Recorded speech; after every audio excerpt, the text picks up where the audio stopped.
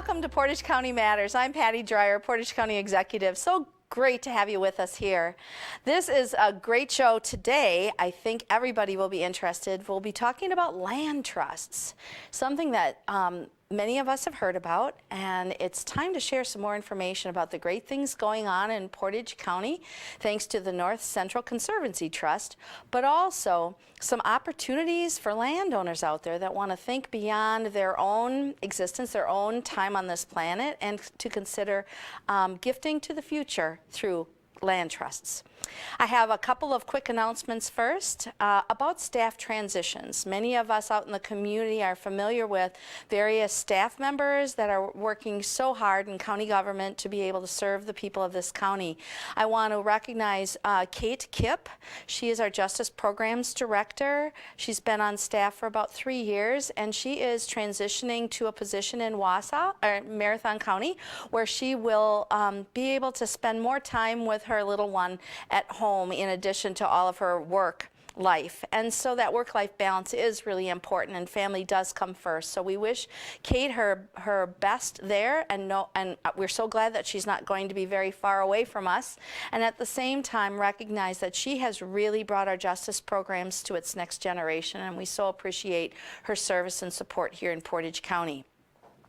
Then I have Gary Speckmann's retirement announcement that came in mid-December, and after 25 years of the most dedicated service I can even imagine from a parks director, Gary has decided that it's time to look at other things and opportunities in his life and to continue to be involved with our parks for sure, but just in a different kind of capacity.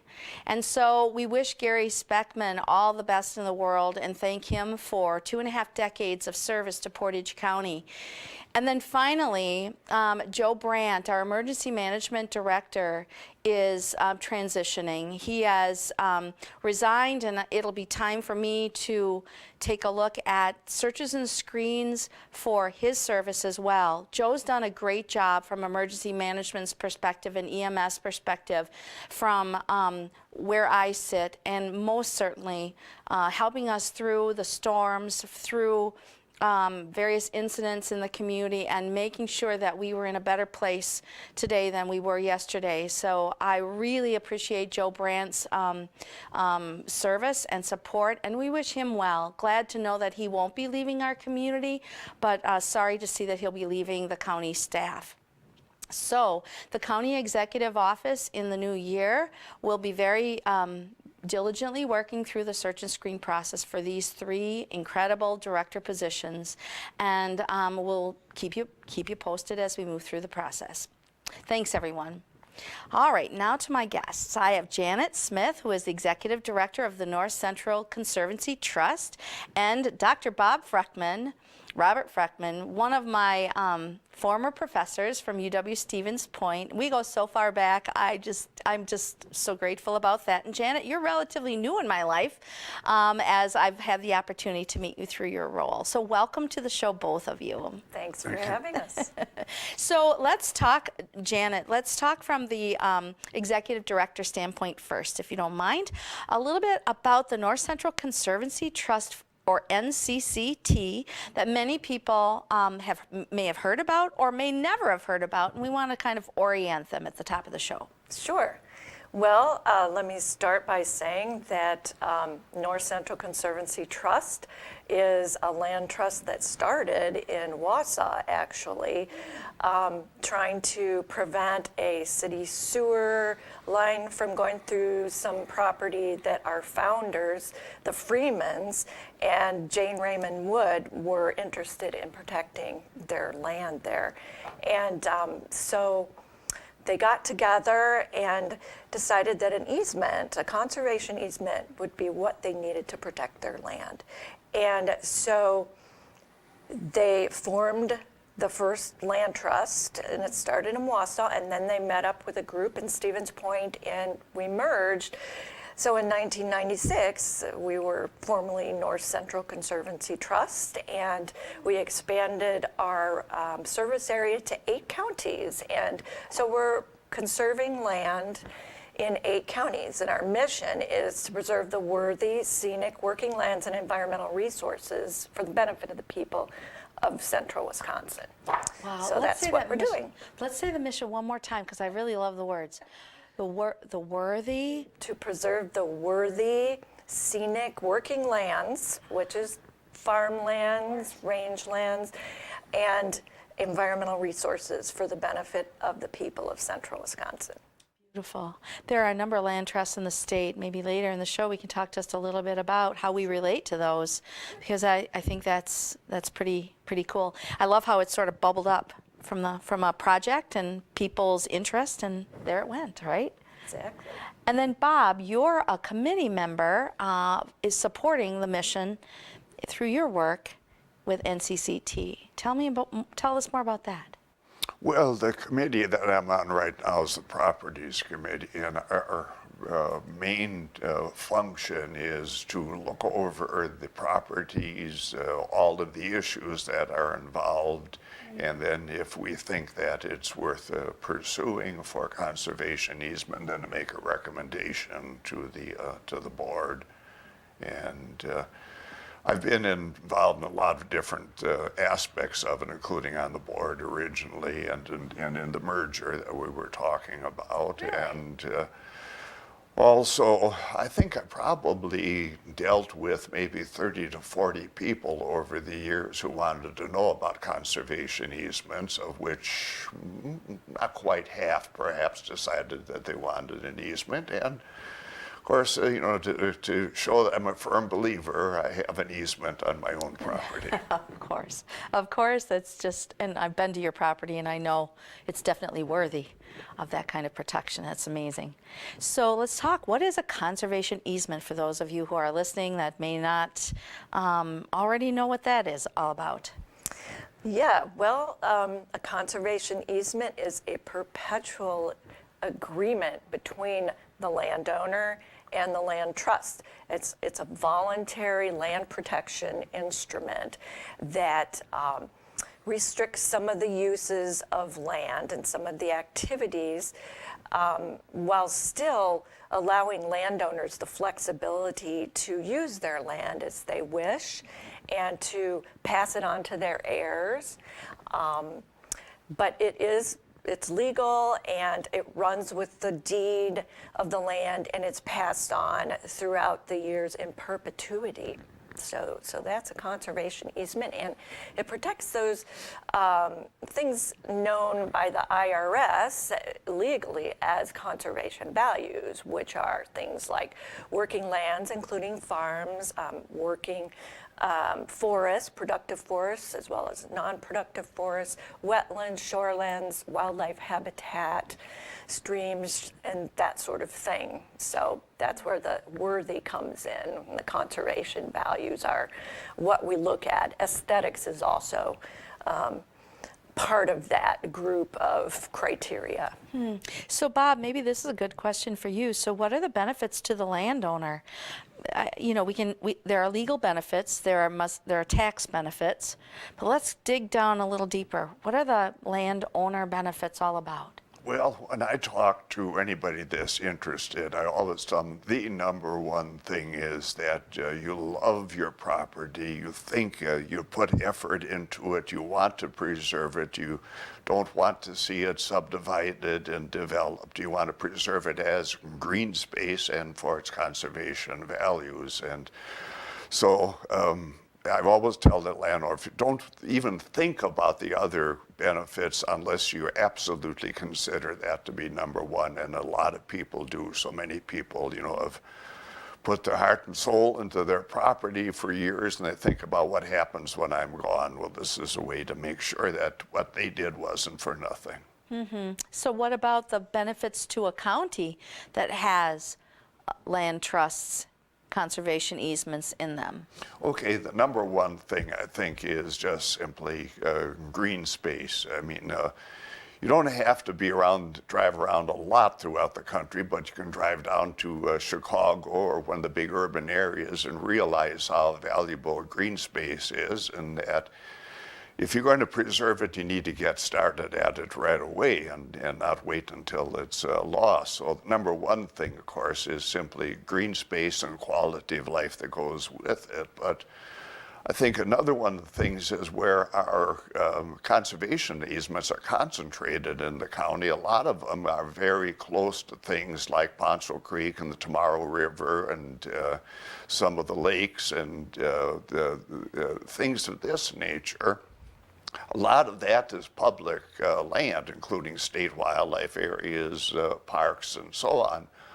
But if you want to preserve the wildlife, you have to realize that the wildlife cannot exist just in those small areas. So when you can tie it up with conservation easements adjacent to it, then you get a much greater effect, and it comes so cheap for the county. I mean, here are individual landowners ready to do that, and if the county helps through its land preservation fund with some of the expenses of the easement, and they've done that up to about Yes, we have, $3,000, but it's a tremendous bargain. Think of all that you're preserving for such a long time into the future for a very small investment. Wow, that's a beautiful message. Go ahead, Janet. And if I might add, Yes, too, please. it increases the attractiveness of this area, this county, and this community to other folks. It improves quality of life. It, maintains cleaner groundwater and, water quality in general by protecting the open space and the forests. And I think it's a real significant attractant to people who want to come to this area, both just for visiting as well as if they want to relocate or live in this area. And in fact, I think that is the truth about Portage County as a place that attracts people. And I know it attracted me and my husband. Neither of us grew up here. But this was the meeting of the woods and the waters and then the tension zone in the state of Wisconsin that many folks in ecology understand, as far as the overlap of species from more northern climes and more southern climes.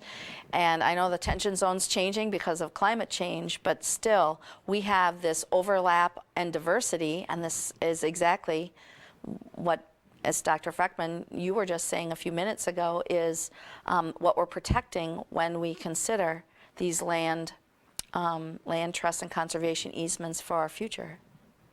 Yeah, I can't imagine that most folks can't understand that to have wildlife survive in healthy populations, it takes more than a little island here and a little island there and a little island of land over there, and then way over across the land another little island where they can actually have their life cycle supported. It takes that fragmentation is a serious issue in helping us maintain the web of life that we are part of and depend on for our own survival. So I know that the idea when you're considering these properties is to be looking at, just like you said, Bob, what are the adjacent properties, so that we can sort of have these larger tracts that then can really literally support life. Otherwise, a little here and a little there isn't going to cut it, and that is a fact of the world we cannot change as human beings.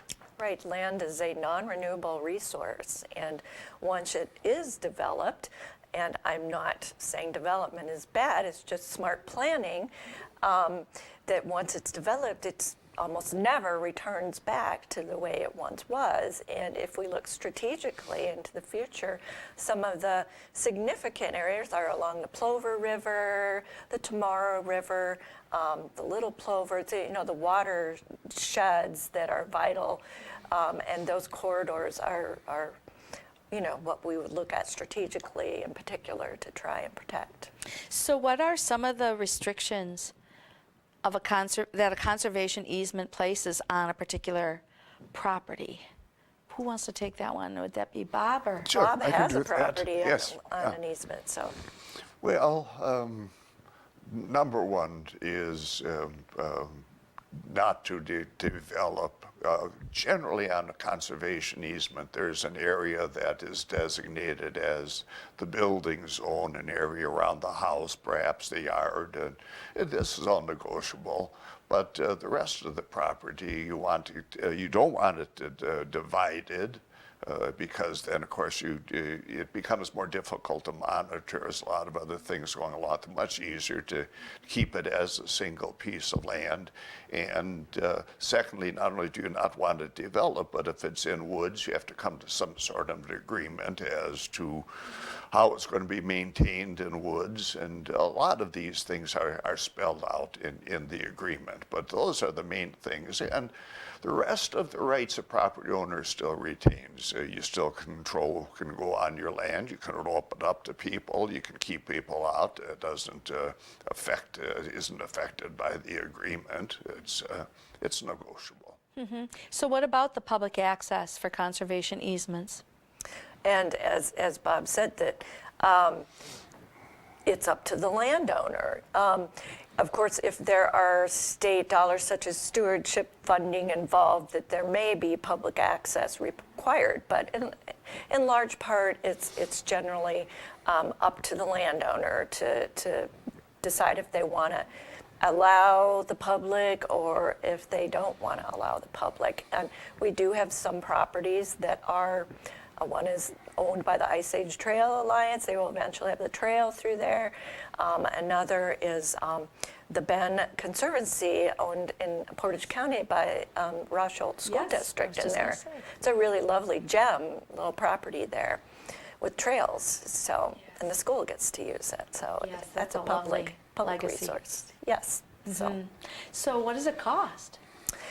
Well, the cost can, in the short answer is probably nothing, because of all the benefits that the landowner gets, the public gets. I mean, the landowner gets to, they get a tax deduction on all of the costs involved with developing an easement.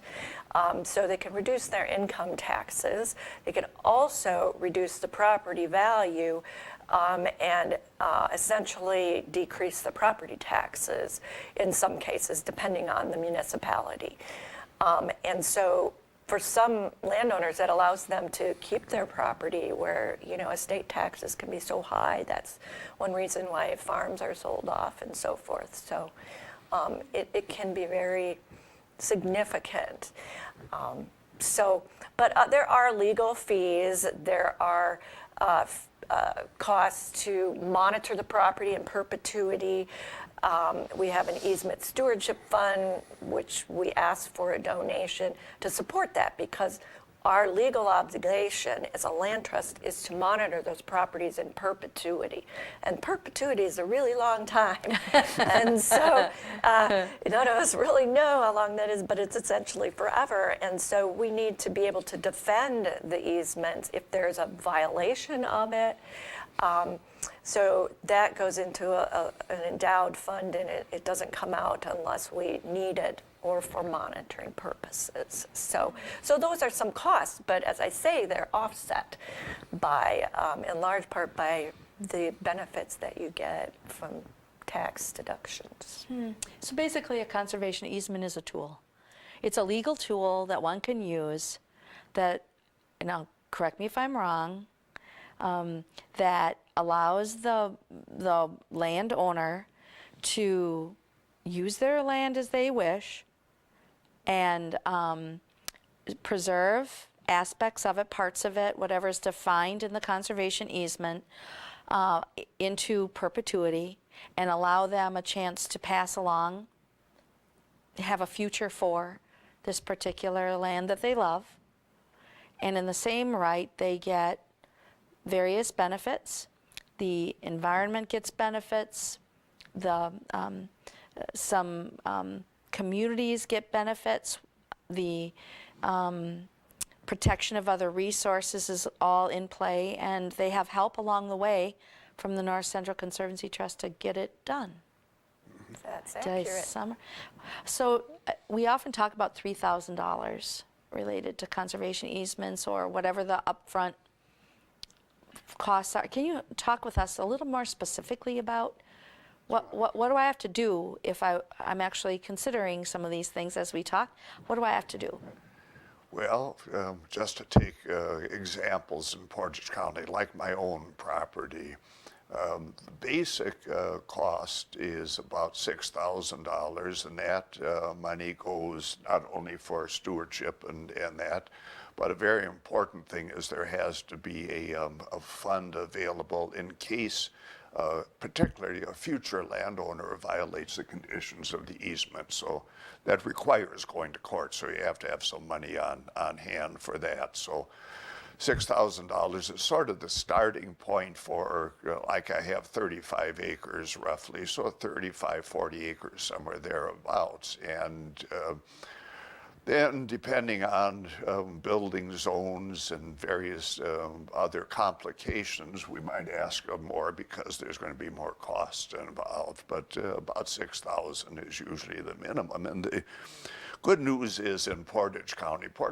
is way in the lead on this, and having the Portage County Land Preservation Fund was just a marvelous thing. And so I think there were 16 easements in the county that I've worked on, and all of those, for each of those, I made an application to that fund, and then gone to the meetings, and the committee went out in the field and looked at the property, and of course it's still competitive. There's not an unlimited pot of money, but we generally have gotten $3,000 every time. The committee says, now don't tell landowner that they're guaranteed the $3,000, so I never do. But so far it's worked out very well. For anybody who just joined us on Portage County Matters, we're talking with Janet Smith, the Executive Director of the North Central Conservancy Trust, and Bob Freckmann, Dr. Bob Freckmann, who is a botanist extraordinaire from UW-Stevens Point, who is on the Properties Committee and helps to review and characterize and recommend properties for the Land Trust. Yes, and so when we talk about these properties, what kinds of places, where are they located in the county, Janet? I know that there's this really neat map that you have. We'll be able to get it up on the screen here for those who are watching on video. We have in Portage County almost 1,200 acres of easements, 1173, and there's over 20 easements in the county, and you can see there. Bob's property is within the city, so there can be some properties that are, near the urban areas. Largely they're rural, but many in the rolling Moreno Hills of the northeast part of the county, and beautiful areas. So. Talk about how many easements that we, or how many acres that you in the North Central Conservancy Trust protect across your region. Well, our region, I like to think of yes, it is. We have serve 8 counties: Portage, Wood, Marathon, Adams, Waushara, Clark, Lincoln, Taylor, and Marathon. I think that's all 8. And we have nearly 4,100 acres under conservation easement, so 4,090.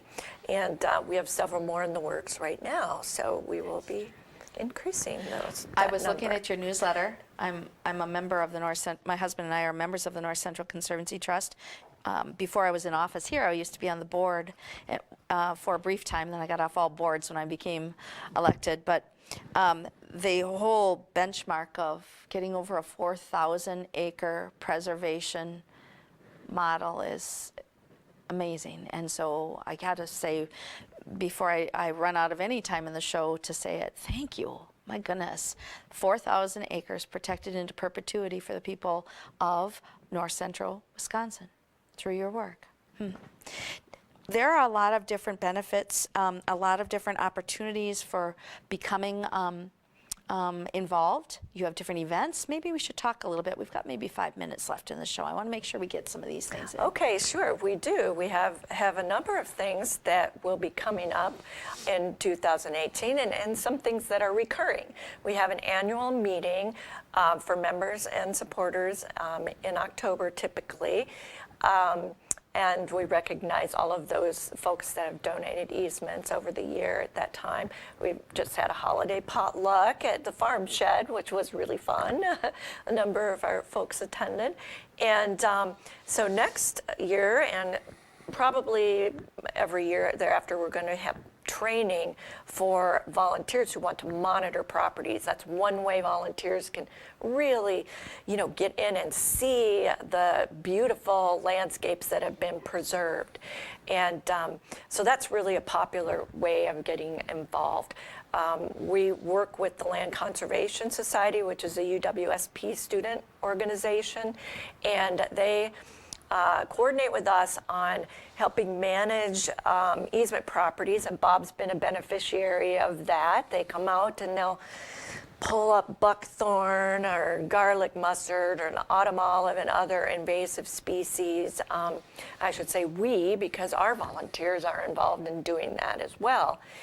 And I'm looking at having a early summer bike tour of some of the properties in northeast Portage County, and then maybe towards the fall, we'll go see a property, southern part of our region, Washera County, and do a prairie seed collection. That's beautiful. And hike.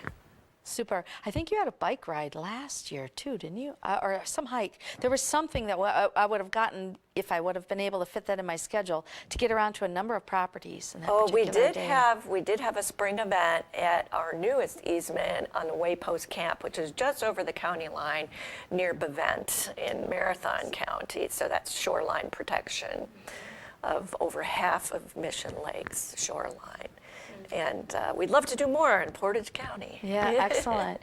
I remember when I used to be on the Ice Age Trail Alliance board, and at that time it was the Ice Age Park and Trail Foundation. It was known as, it's changed its name. But this land trust protection into perpetuity is a really big deal to them as well, because by law, if you're going to, continue to set these lands aside, you really do need to monitor them and map and follow and check back in. And don't you have to check them like once a year? That's How does that go? correct. I thought it was. Once a year, we monitor every one of our properties. We're legally obligated to, and we have since we have 51 easements now, we have some people who do more than one, monitor more than one property. Bob and I do our share of properties monitoring. But we recruited some new volunteers at our training last year, and so we're getting younger faces and newer retired folks coming out and doing that. But it's a chance to hike the properties, and relationship building with landowners is very important. And so you can meet the landowners and get to know them and why they are so, they feel so much for their property, and they love the land. And it's wonderful to do. So as we wrap the show up, I just want to give the opportunity for each of you just to share a brief extra message to anybody listening out there who has an idea that they'd like to give a gift, maybe, into perpetuity of their land. What would you tell them, Bob? If you love your land, you want to keep it that way. Yeah. And this is a way to do it. That's a way to do it. And Janet, any other parting words here? Well, we have a website, ncctwi.org, that you can check out, and you can donate or find out what's happening and all about the organization and the board and what we're all about there. And we also have a Facebook page for NCCT. Terrific. There are a lot of member benefits. There are great opportunities, great newsletters that come. I learned so much from my membership. And I thank you both for your service, but with your whole organizational support and work that it takes to make this mission possible. Well, thank you very much for having us on. Yes, thank you, Patty. All right. Much appreciated. See you next time on Portage County Matters. We'll be talking about nutrition programs in Portage County through our Aging and Disability Resource Center.